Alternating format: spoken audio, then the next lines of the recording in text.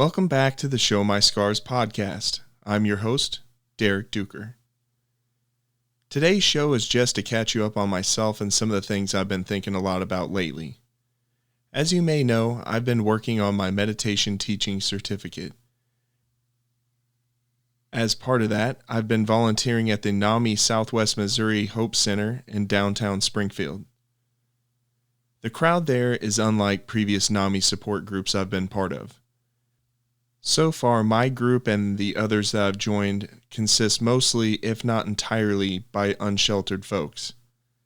So, how much could meditation really help them?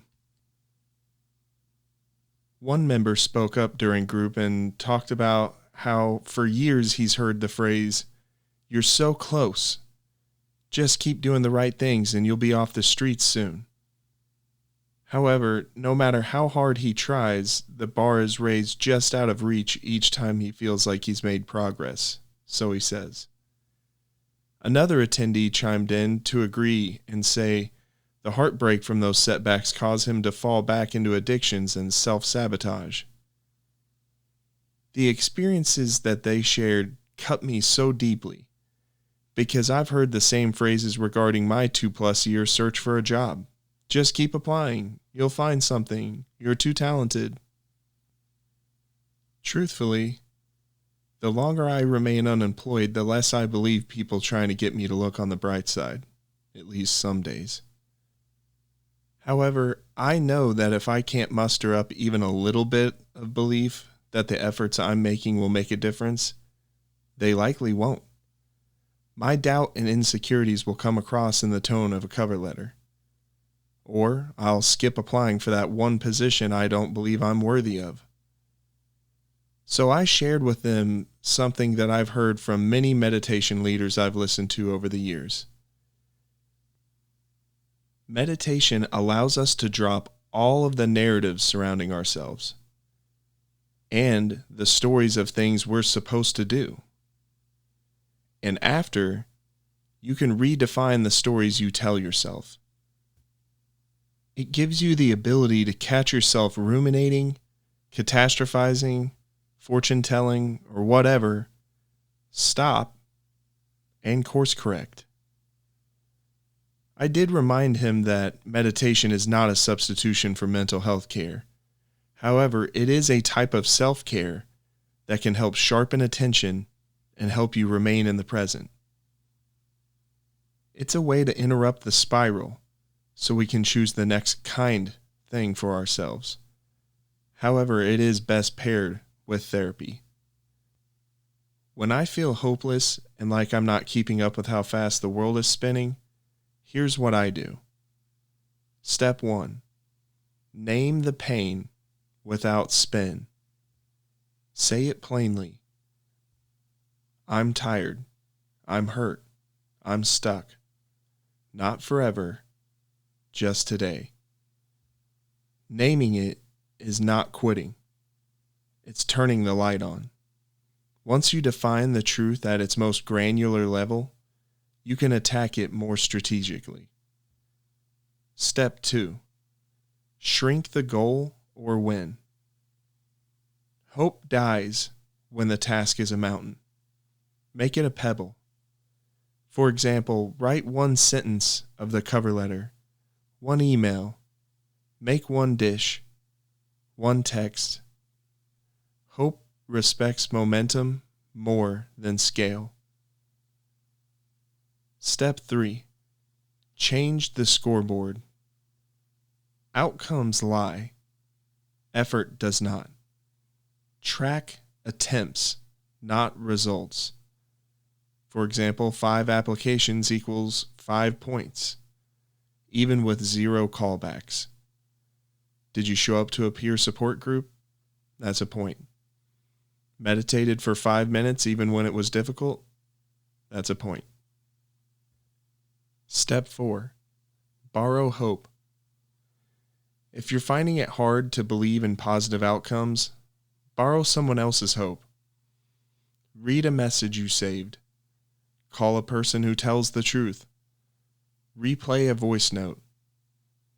My daughter and I have handwritten each other notes over the years, and I have saved almost all of them for this reason. Step 5. Let it out. Keep your chin up can feel like someone's asking you to pretend everything is okay when it very much isn't. Make room for anger and sadness without letting them steer.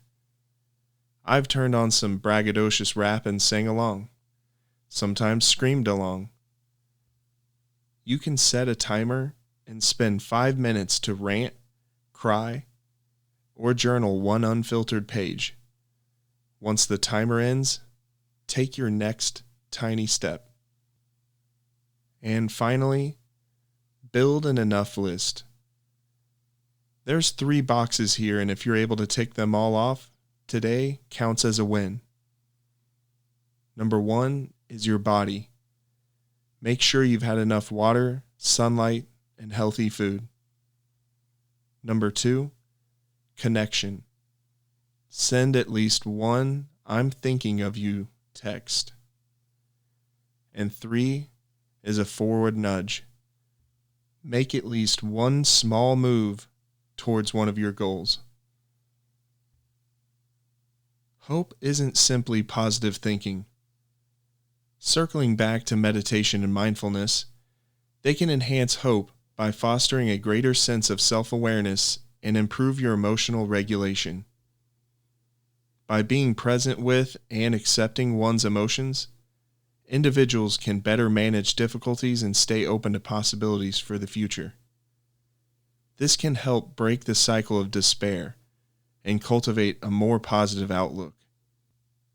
If today nothing feels like it's making a dent in your despair, check off those 3 boxes in your enough list and try again tomorrow. That's not settling. That's surviving long enough to win. That's all I've got for you today. Fill up someone else's cup by sending one of those "I'm thinking of you" texts and see if it doesn't simultaneously brighten your day too. Until next time, please like our Facebook page, subscribe, leave comments, and share the podcast with someone you think it could help.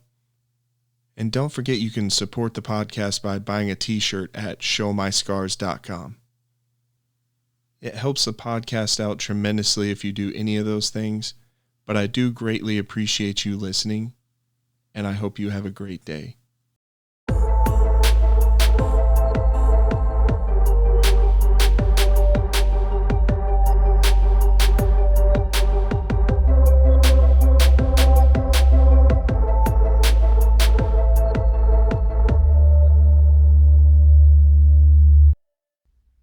Hey business owners, are you tired of marketing agencies trying to sell you on their services instead of helping you solve your problems?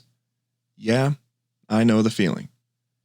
As they are wont to do, Two Oddballs Creative does things differently. They like to ask themselves what it's like to be in your shoes. They prize personal, customized service over one-size-fits-all approaches, and they treat every project as if it were one for their own business. So if you're ready to be treated with empathy and respect by your marketing agency, you need the Oddballs. You can reach them at 2oddballs.com, that's the number 2, oddballs.com, or by phone at 417-986-6332.